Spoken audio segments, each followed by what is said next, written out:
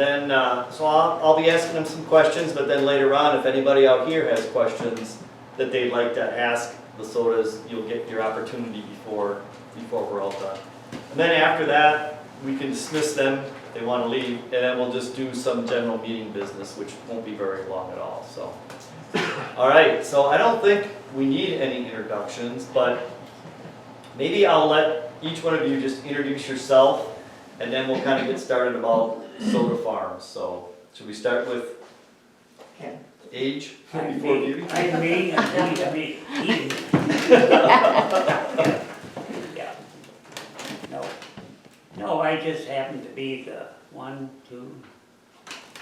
third one. Right. Third one from the sodas here. And you're Ken. You're Ken Soda. I'm Ken, yeah. And I'm Kevin. And Kevin. Yeah. He's my dad. Yeah. So, And you what? grew up on the farm here? Oh, Ken? yeah, I was born and raised and everything there. Were you born on the farm? Oh, yes. Mm-hmm. They didn't have hospitals for you to go to. Yeah. No. And did you have a big family? No, I only had 5. I had 2 boys and 3 girls. Oh, were you part of a big family? Like, how many What? brothers and sisters did you have on the farm? Well, my dad was here, he was the youngest boy Okay. of 7, my dad. And the youngest girl was Gertie Shashinsky, and she's lived in Beaverdam. And of course, Grandma Soda, that was only 6 months when she passed away. And I can't remember. No, my grandpa was that. And Grandma Katharina lived in a room right next to the house there. But she had 6 daughters, and they all lived around here. 7 sons and 6 daughters? Yes. So 13 children in the family. Yeah, now I'll just, Well, here, he asked your family. But so you were born. Do you have brothers and sisters? I got 2 sisters, Okay. and a foster brother and a foster sister. Oh, wow, okay. My mother took in these 2 kids through the, let's see, that was the Catholic Society out of Madison. Catholic Charities type of thing? Yes, something like that. And I remember when they brought them out there, it was at night. They brought them there, and Butch was only 6 months, and Sherry, Claire, was 5 years. And all I remember them, they brought him in, and of course he was crying, and Claire put her arm around him, and he'll be okay, and she tucked him in the bed, and that was it. How old were you when they came to the house? Oh, let's see, that had to be, oh gosh. I wasn't there. You- Don't look at me. Well, I never think about that. She's probably 10 years younger than you, Claire? Claire, oh, wait a minute. Yeah, well, no, she was in grade school when I was in high school, that's right. Okay. So maybe 10 years. Yeah, so maybe 15. Yeah. If she was 5, you might have been Yeah, 15. she was a Yeah. smart Yep. kid. She was valedictorian too, that's right. And she added up here. But his sisters were older than him. Okay. My sisters, they lived in, actually, they were in Ripon, and they worked for Speed Queen, along with their husbands and so on. That's the way, Ripon was part of Princeton, pretty much together, weren't they? Yeah. Yeah. So, But then you stayed on the farm, so your dad was a farmer, yeah, his dad was a farmer, yeah, right? that, And then when did the dad, and then his dad was a farmer. So when did they actually homestead that farm, you know? 1848. 1863. 1863. 1863, Okay, yeah. look at that. Right? Just Yeah, well, it's 1863. when Lincoln was, No, the farm was homesteaded in 1863. Yeah, Lincoln was president in 1863. Yes. yes, that's right. Okay. That was his gift to the rest of the community, country, yeah. Okay.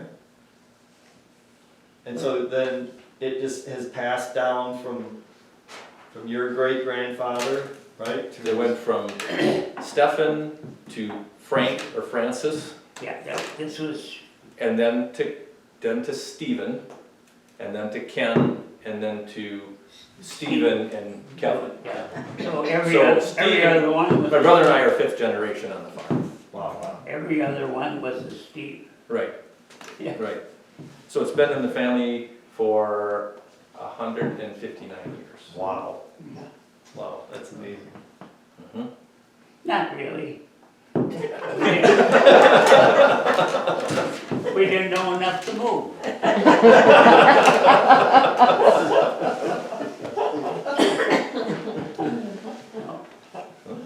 So now, when you were young, what kinds of crops did you grow on the farm? Do you remember? Chickens were one. Chickens? Yeah. Okay. And geese. Well, you had cows. And we had cows, and of course there was horses. Oh, hogs. Hogs too? Oh, sure. They used to skim the milk out, save the, Cream. yeah. And they keep it and feed the cow. Hogs. Hogs with them. Okay. Oh, they did very well on it. They would just suck it right up, like mad, and they, But he had cows until 1962, and in 1962, he put up a laying house, 7,000 laying hens in the building.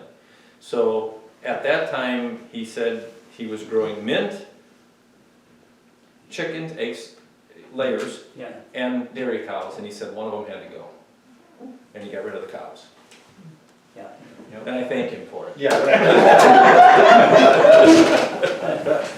That was shortly before you were born, right? It was 2 years before I was born. Okay. Yep. Yeah. Steve was born that same, Steve was born? born in 62. Okay. But truthfully, the cows at that time, everybody down the road had cows. Milk cows, everybody did. Whether it went to a cheese factory, the milk, or they would skim it out and make cheese out of it. Sure. And butter. Oh, butter, Yep. yeah. And the one down here, well, the two Sonali guys, I know they were cheering at the cream. They'd go down and finally come out with well, it wasn't yellow at that time, it was white. They colored it later. Sure, it was blended right through, you don't think it was a yellow cheese or. So that yellow is just It's a additive? color, yeah, Really? sure, Oh, it's white otherwise. okay, Selling point. Mhm. okay. Yeah. And so that was what you grew when you had the farm. Now you have the farm today. What are you growing on the farm today, Kevin? Well, we've gotten down to, we've tried a lot of things. Main crops are corn, soybeans, wheat, and we still grow some peppermint. We got rid of the chickens. The chickens were there from 62 to 95, and Oh, wow. in January of 95, Dad turned the farm over to Steve and I. Okay. Excuse me. And at that point, we were getting 35 cents a dozen for grade A table eggs, which is the egg that you would take and buy in a store. And corn was going to $5, and we couldn't afford. Yeah. We're better off selling the corn than raising eggs. So we got rid of that flock and decided that's it for chickens, and we converted the building into raising perch. So we raised fish indoor for 7 years, 8 years. Yeah, right. And we tried that, and that was good for a while, and then all of a sudden the market shifted and we said, let's empty the tanks. And then we got rid of the fish. And then in 2011, we tried our hand at raising hops for microbreweries. And so we raised an acre of hops, and there was a lot of hand labor in hops. You know, especially the small. And we had it down pat, and we, you know, between Steve and I, we got 9 kids, and we told them, I said, you know, you can have all the profit from here. Either that or get an education and go somewhere else. You know? They all went somewhere else. You know? But they all went somewhere else. You know. So we raised hops for 5 years. Oh, okay.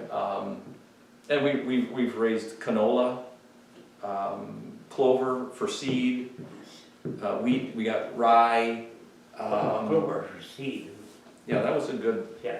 That was a good. That was a good cash crop. Mm-hmm. Good soil building too. What was that? Clover. Oh, just go. Clover. Mammoth clover for seed. We'd Seed. harvest the seed, and everything else stayed in the field, and it was a good crop. Yeah.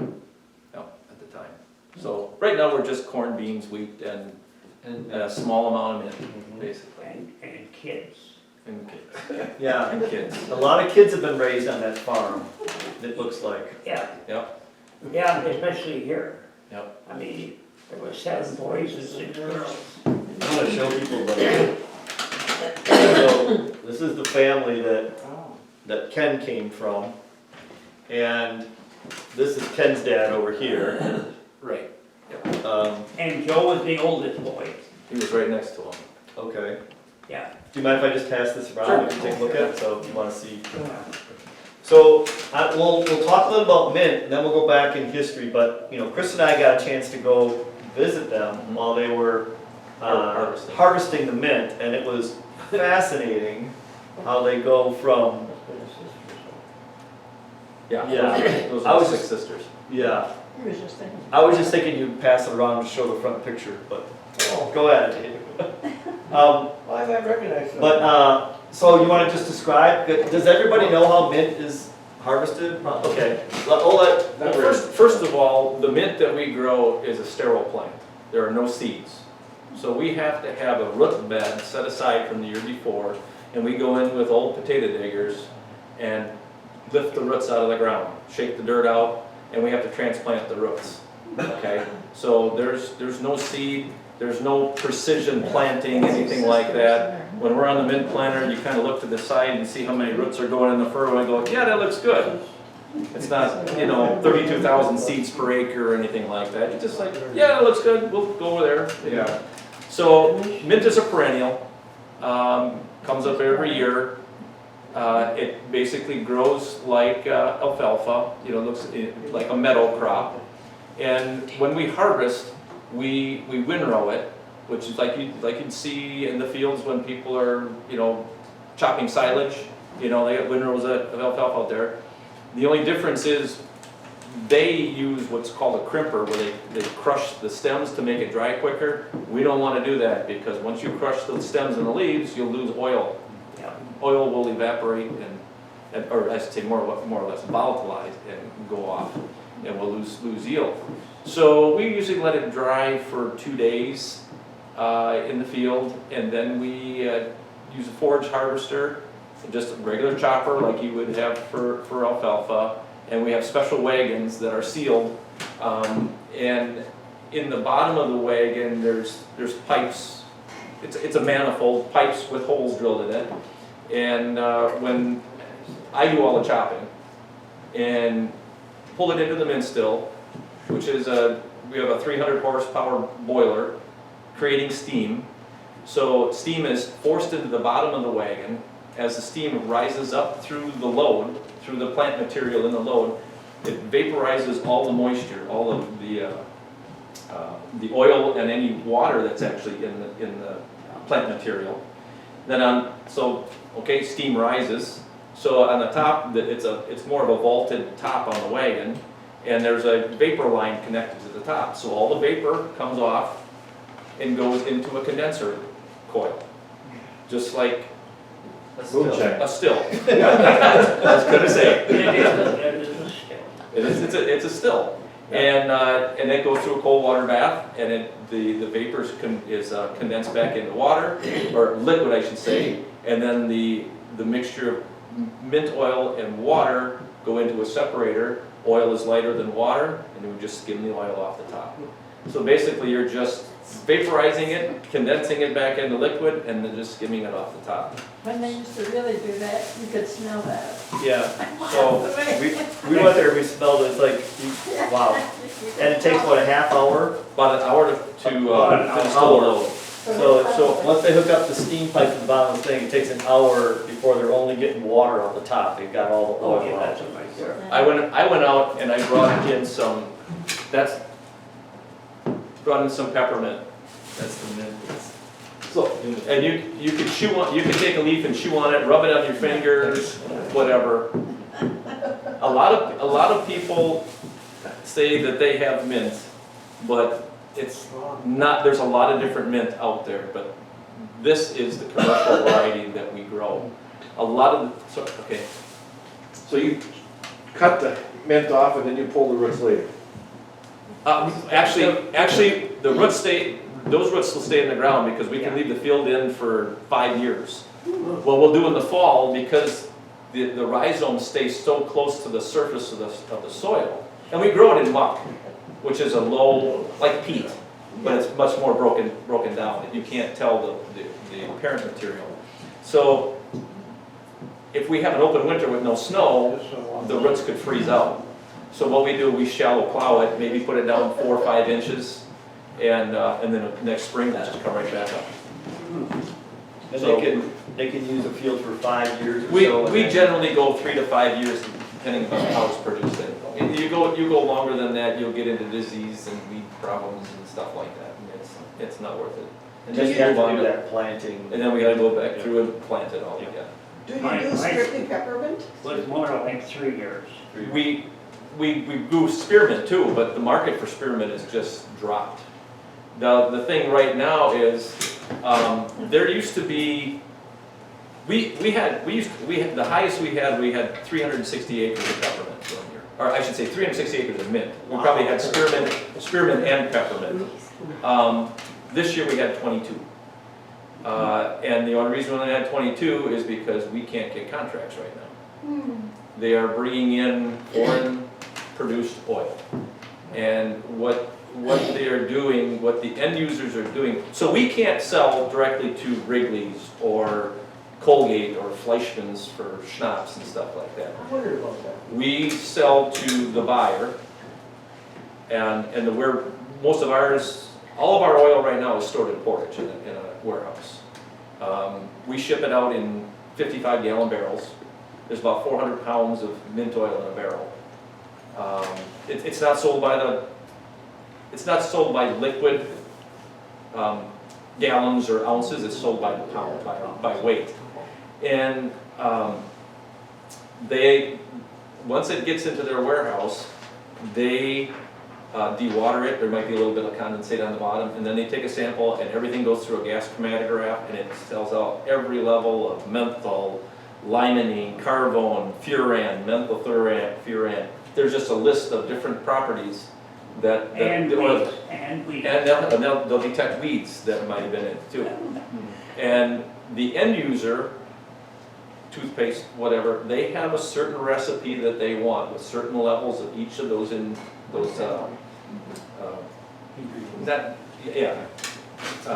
properties. And so they will actually blend different oils from different barrels, different farms to get the end users Oh, okay. what they want. So right now, what's happening is I'm on the Wisconsin Mint Board, and first of all, there were how many mint farmers at one time? John's dad grew mint for a while. Courtesy of sodas. Great, yeah.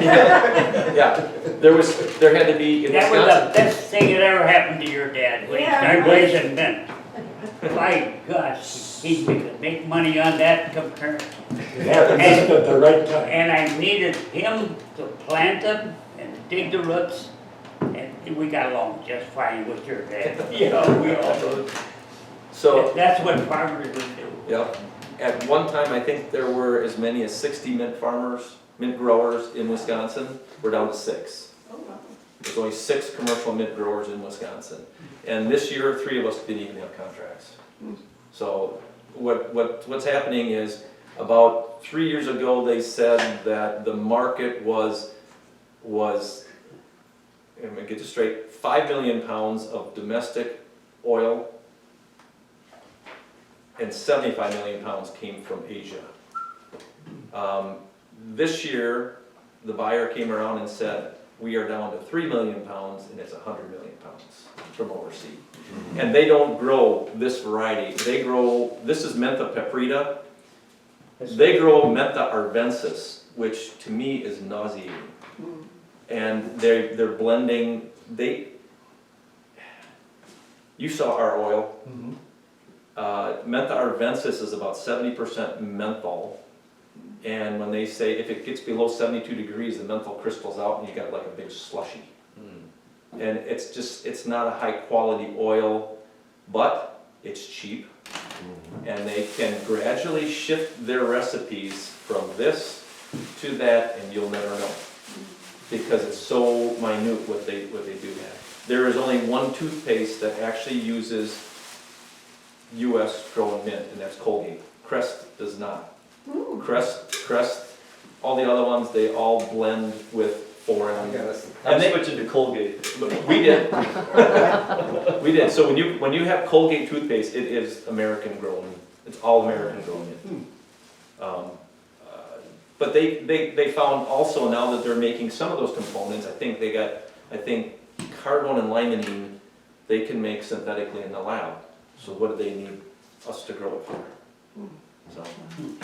I just want to say this, that the soda family is probably everybody in the whole area is a relative one way or another with the Machudas and Barlows and so on. And I can remember when you and your brother went to the University of Wisconsin at Stevens Point and with Danny Trainer. Yep. And I remember, see, Kenny and I went to high school together for 1 year, and we had a lot of fun. And your reputation is fantastic. You raise peppermint and spearmint. Do you disc fill? The spearmint, we haven't had any spearmint for three years. The spearmint market is I really remember Kenny started with chickens. Yep. You remember the chickens? Oh yeah. Picked eggs every night. That was my first job. 5 years old. I picked eggs every The night. whole crew is, you got some pretty good kids coming up too. Yep. Good. However, our kids aren't really geared to the farm right now. So, who knows? Never know. Kevin, I thought it was fascinating too on how many drops you said it takes to Yeah. make a gum. Yeah. So I just brought in a little vial of peppermint oil, and I got some toothpicks if you want to, dip toothpick in the mint oil and put it in your, Okay. and taste it. But it's so potent that it takes about 4 to 5 drops to flavor 1,000 sticks of gum. Oh, wow. How's the economy in your area? How's the economy? In other words, for you, For the mint, yeah. Mint In is- other words, is it good or bad? it's not good. It's not good. We haven't sold any mint in 2 years. Well, the cost We factor got is a going lot up of it in tremendously. storage. We've got a lot. We've got a couple thousand pounds of mint oil in storage that might sit there, and you can store it. You had mint oil in storage for 25 years. Sure. They're in sealed barrels, so it's not like they're gonna spoil. They won't spoil. So But you can't live on mint in the barrel. No, no. not very long. So that's my little plug for buy Well, I'm Colgate. buying Buy Colgate. Colgate. You But sold you me. see what they do. They're Yeah. gradually changing their recipes over to the cheaper. Right. Probably adding in other flavorings and stuff. Yep, exactly. So, Now, you see this mint plant, it has a square stem. And you can tell if something is related to mint, it has a square stem. Wow, I didn't know that. Yep. So if you wanna taste the mint oil, I think Yeah, you better, yeah. and you'll know Yeah. what it's like. then just be very careful taking the top off, yeah. A little dab will do you. Okay, I definitely will taste that. Still that into a liquor in the evening? Into liquor, Yeah, you got No, this. no, can help it won't work. pass it around. Well, they- It's a completely different system. Oh, is it? Because they got a Yeah. vodka factory in Eureka. And I know a farmer out east of here, he raises corn, he just he makes vodka and whiskey out of it. No, ladies? My dad, I just thought he had a distillery, you could just, Okay, yeah. switch It's things not over. that. my dad has a still, Do you wanna try? No, My we dad- You guys, Yeah. Dave? Okay. That- that is a copper boiler and You wanna try some? condensers. yeah. Hang on. He had, Just. He did? just for Yes. things. Oh, yeah, Yes. he raised my grandpa had, whiskey, he was a bootlegger. and they Interesting, huh? sell it to all the No, neighbors. my grandpa. I should hear my brother. We had a copper still up in the barn for years. It's So during the 30s, during Prohibition, or even before Oh, that? yeah, the prohibition started this whole thing. Started? Sure. Okay. You betcha. No, The farmers would, oh my God, they would bury it in the ground someplace. And they had, I know my cousins, Ernie Pikuski, Yeah. his dad. Oh, he was in big business with it. with the booze. Yeah, yeah. Don't wanna get caught. No, Yeah. Yeah. no. You pay off the sheriff if you guys. Yeah. So, you were gonna tell us about how the farm got handed down? Well, The You know, contract? since this is the historical society, this is the agreement, this is a copy of the agreement between my great-grandfather and my grandfather. So, of right here. wherever that is, it's between his grandpa, this is between my great-grandpa, my great-grandmother, and my grandfather, okay? And I just thought, I just think this is a neat piece of paper. And I won't read the whole thing, but this is a handwritten document. English or Polish? It's in English. It's in English. So I'll just skip, they're just saying who the first party is and the second party is. This is 1924, February 9th, 1924. I'm gonna start with all, it goes through the township range and everything.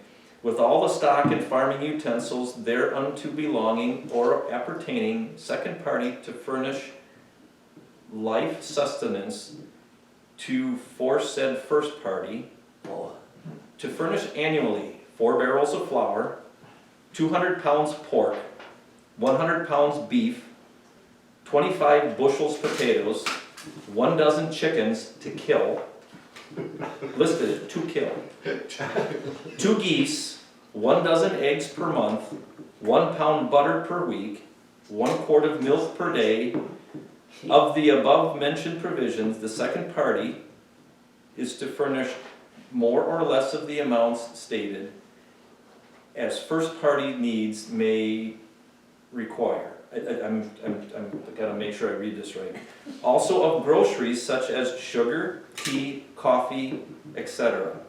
To furnish, and also to furnish a room in the dwelling house on the farm for my great-grandparents, and allow my grandparents free access on and about the premises without hindrance, to furnish all needful fuel for 1 stove, to prepare a garden patch ready for seeding each spring in season, to pay the church expenses, and furnish a house for the first party to use to go, horse for the first party to go to church Yeah. or town when not in use by the second party. To give first party $50 in cash annually for spending money. To furnish medicine and medical aid when either of first party are sick, and in the event of death to give deceased a good Christian burial and in the event of one of the first party's death, the survivor is to receive 1/2 of the foregoing allowance named. Second party also agrees to pay not to exceed $50 toward the expenses of his sister Gertrude's wedding. And give her a cow also. What, a cow? A cow. Oh, yeah, everybody got a cow for Christmas. Second party also promises and agrees to pay in money at his convenience to his brothers and sisters the amount set appropriate their individual names. So basically, all 6 other boys got $100. The girls got $50, except for one. She got $1. Because she borrowed money from Grandpa. his grandpa and never paid it back, so she only got $1. Oh. Yeah. It's all listed out here. Oh, yeah. That's what you call life leases. Yep. Yes, they are. It is also agreed by and between said parties that in the case they disagree or do not live peaceably in the same house, the said first party can elect to take $2,000 in money in place of the items of provisions and so forth, or move to some other place, and second party furnish them with the provisions as aforesaid. So basically, you know, and then they signed it, February 1924. That's, Wow. so now, Actually, a pretty nice penmanship. but, you know, to spell that all out in terms of geese and butter and, you know, give a sister a cow and stuff like that, that was less than 100 years ago. I just think that's Yeah. just kind I of. was thinking 2 geese. You think Yeah. they're planning like, okay, we're gonna have one at Christmas, we're gonna have one some other time. Those But you got a dozen chickens to kill too, you know? So where did they get the rest of their food? The, Those people that, my great grandparents, they lived in the house, I think they Yeah, just, they lived in the house. and then didn't they just all eat together? We eat together. No, your dad and grandparents, What? yeah, they probably, They always Yeah. did. they probably just all ate together. yeah. Oh, they always were together. So- Yeah. There's things that they had to give them, like a dozen eggs a month. Yeah, I know, That, I don't, yeah, that's just an extra or? Well- That's just saying. Okay. This is to put it in writing, but they're Yeah, just gonna eat yeah. together. Right, right. Yeah. Maybe it was more, maybe it was less. yeah, it did say, Yeah. you know, items more or less Yeah. okay. as they needed, so. Good. But everybody lived on the next generation. That's the way it went. And I know like they're. John's dad and grandpa, you were there when grandpa was there, but Bernard. And they lived in that same house, he had that little room, that's the way it went. Yep. Yep. That's what it was that my dad has the farm that he grew up on, that his mom had, and then when his grandfather died, then they built a little add-on, and his grandmother lived with them Oh, yeah. until she died. Sure. So, yeah, kind of the same. I don't think it was ever right like that. Right, but that's just, I Yeah. mean, That's amazing. just neat to look at.